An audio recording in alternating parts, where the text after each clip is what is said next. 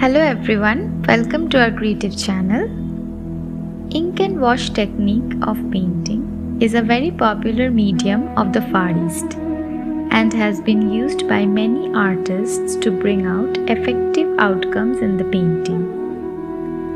While working with ink, we have to consider the white spaces of the paper to create the dimensions in our painting. The amount of ink and control of the brush is also equally important in creating the tonal variations of the subject that is being painted.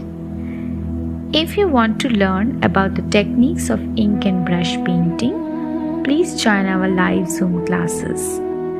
Thank you for watching this video and don't forget to like, share and subscribe to our channel.